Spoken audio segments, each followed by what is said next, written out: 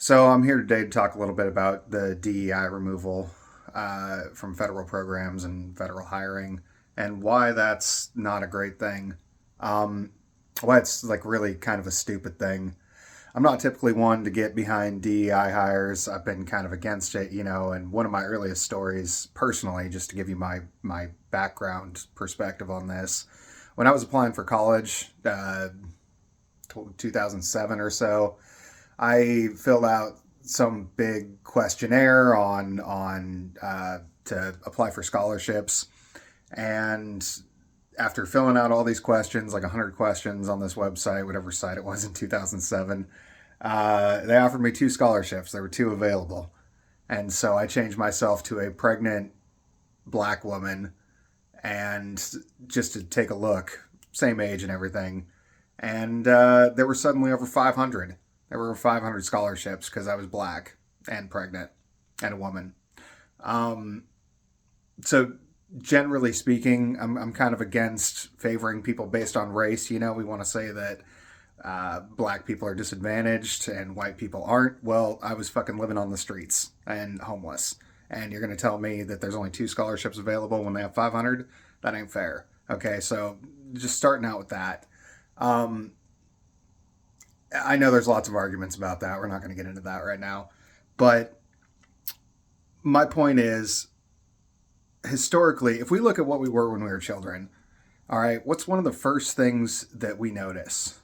The first things we notice are something different, okay? Like, we notice when a person's walking by. We notice when there's a bright flash of light or when there's colors or something like that. And as we grow, we get accustomed to these things and we become more familiar with our surroundings. But then the moment we notice something different again, it stands out to us because it's new. Something different is new. So a lot of times when people are young, they see a disabled person or a black person or a white person, depending on where you're from. These things really stand out to us, and that's natural. That's genetics for us. Okay, genetically, we are programmed to notice things that are different. All right. So starting from the baseline of we're genetically programmed to notice things are different. We are also genetically programmed to gravitate towards things that are the same. So if you're a man, you're more likely to hang out with men. If you're a woman, you're more likely to hang out with women. If you're black, you're more likely to hang out with black people. If you're white, you're more likely to hang out with white people. It's just how it works, okay? We don't have to get, it doesn't have to be a big deal. It doesn't. It's just fact, okay? From there, what we do with that information does matter, though. And what we have found historically is that in systems where we allow people to freely choose who they hire, and let's say we got a situation where, like, I'm a manager and I'm hiring for a position in my company, and I have two equally qualified candidates. One is a 22-year-old white male. He went to Harvard, he's got all the top end qualifications. And let's say I have a black female who's got the exact same qualifications.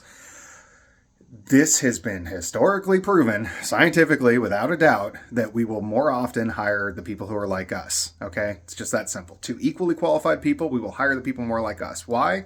Well, because that's just how we work. We don't have to get into that. It doesn't matter. It's just what happens. All right? We can say that we don't, but when presented with two equal options, more often than not, humans will do that. That's just a fact.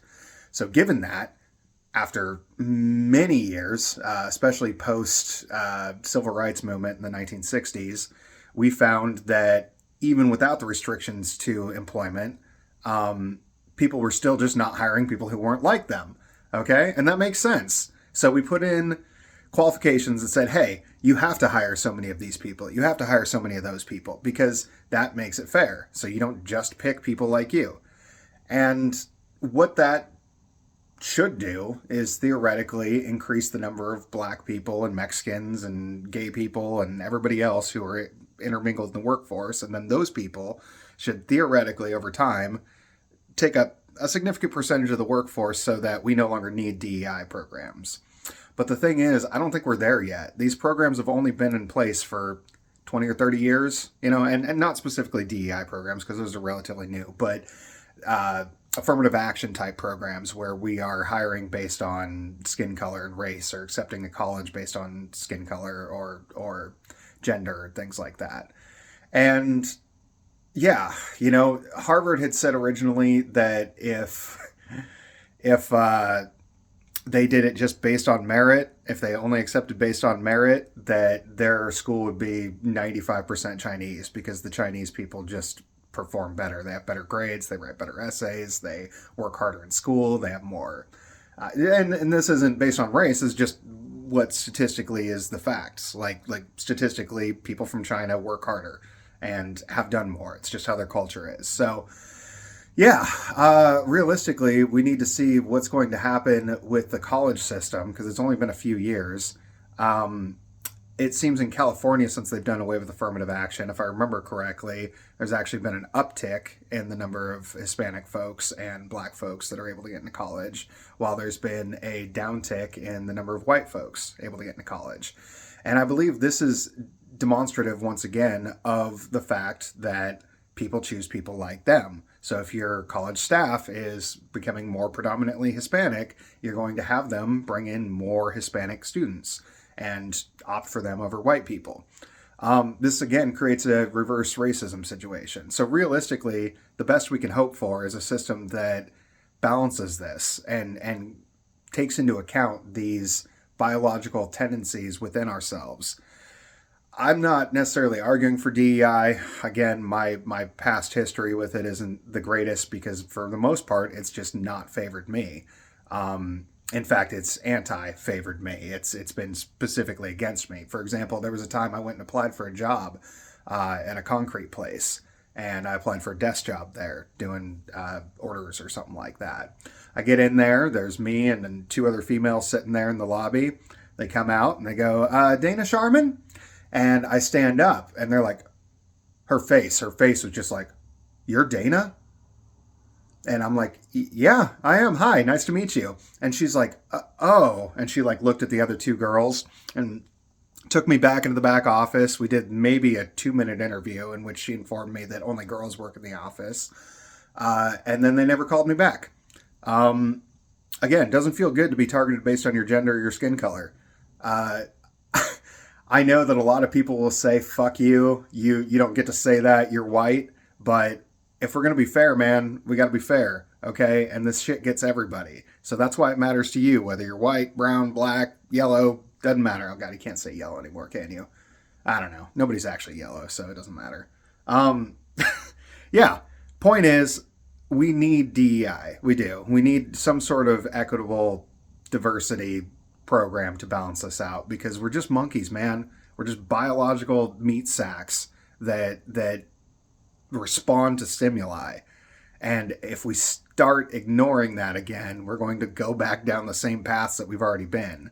I would like to see humanity progress, and I think that this, in an indirect way, is leading towards those types of actions that benefit humanity as a whole. So, no, I don't think anybody should ever be hired based just on their gender or accepted into college just based on their gender or sex or uh, what's the other one? Race, sexual orientation.